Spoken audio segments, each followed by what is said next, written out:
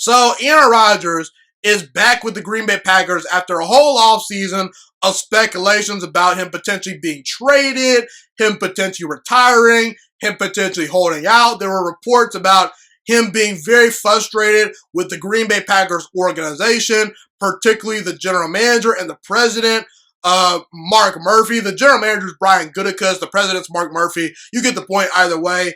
But there seems to be some mutual agreement between Aaron Rodgers and the Packers that Aaron Rodgers is going to come back and play out the 2021 season. He's back at training camp, seems ready to go. His teammates seem pretty hyped about it.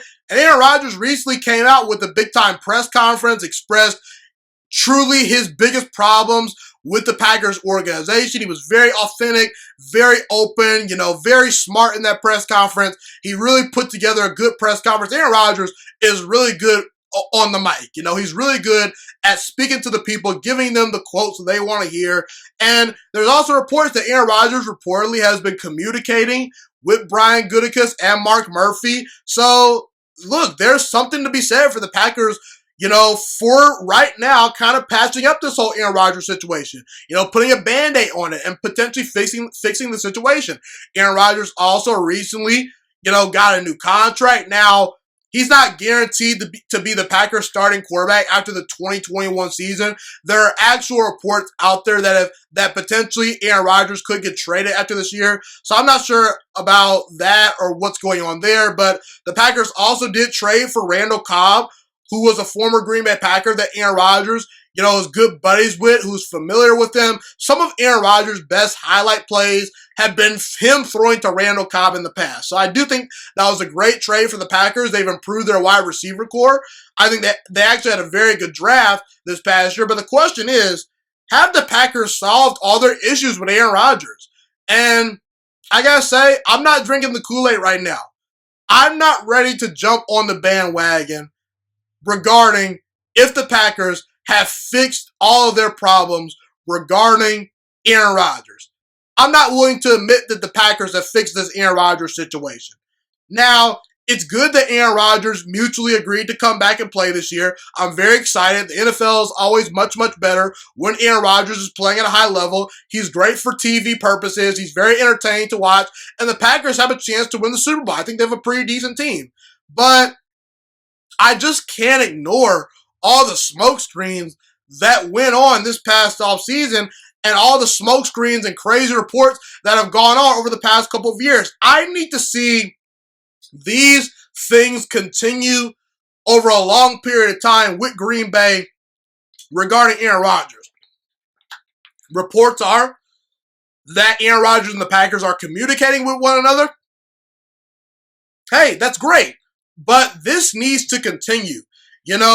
They need to continue to keep Aaron Rodgers in the loop regarding player personnel. I want to see Green Bay continue to be a little bit more aggressive and maybe trade for some marquee players over the next couple of years, because I think that a big downfall for the Packers is they're just not aggressive enough in free agency. That's always been my biggest criticism regarding Aaron Rodgers and the Packers, mainly the Packers organization, because Aaron Rodgers has nothing to do with this, but at some point, I just felt that Green Bay needed to adapt and be more aggressive and go after more free agents, acquire more players via trade, And here's the thing. What if this team starts to lose during the regular season?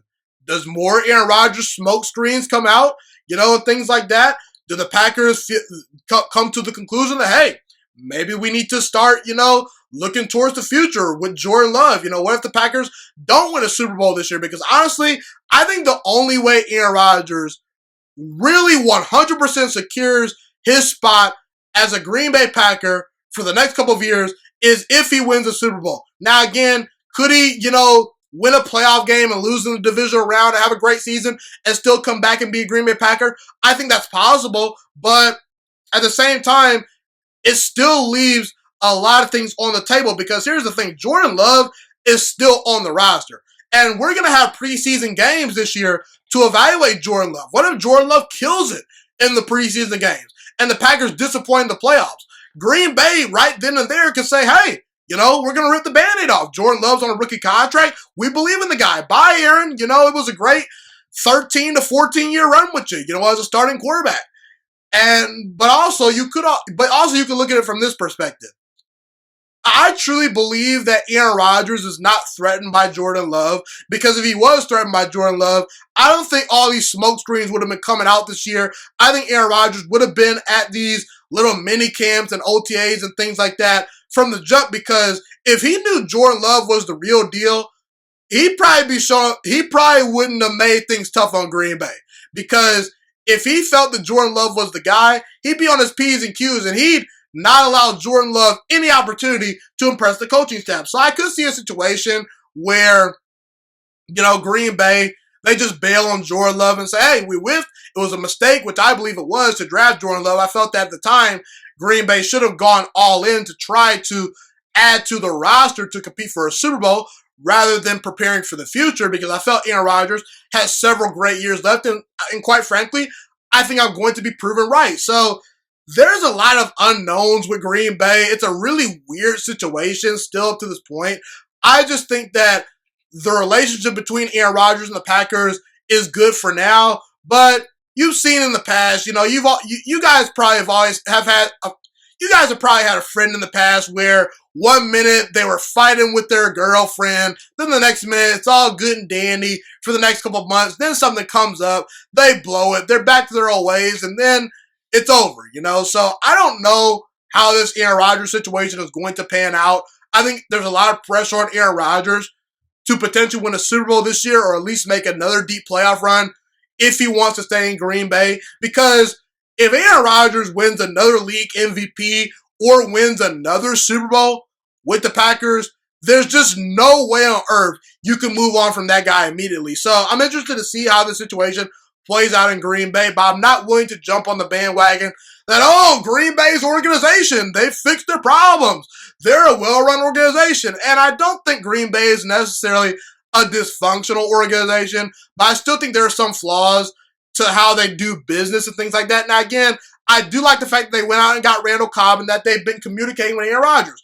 That's great, but I want to see more of that, and I'm just not willing to admit that the Packers have completely solved all their issues with Aaron Rodgers, because there's still a lot of unknowns.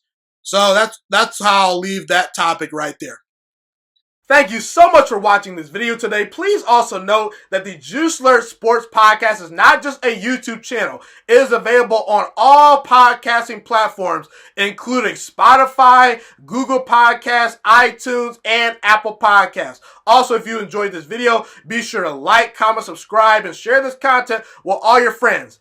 This podcast is my favorite thing in the entire world right now. It is my passion. And I want more people to listen to this podcast. I really want this podcast to grow. Also, a fun fact about me is that I want to go into the sports broadcasting and media world once I graduate from the University of Toledo, a college in Northern Ohio. I am looking to become one of the next great sports broadcasters and analysts out in the world. And I potentially would like to start my own network if this podcast really truly grows. Or if I fall short of that goal, I would love to work for a big-time network like ESPN or Fox Sports 1. I am open to all networks. So if you believe in my dreams and you see or hear my passion through the screen, be sure to tell all your friends about the Juice Alert Sports Podcast. Stay motivated, you guys. Have a God bless day, and I'm out.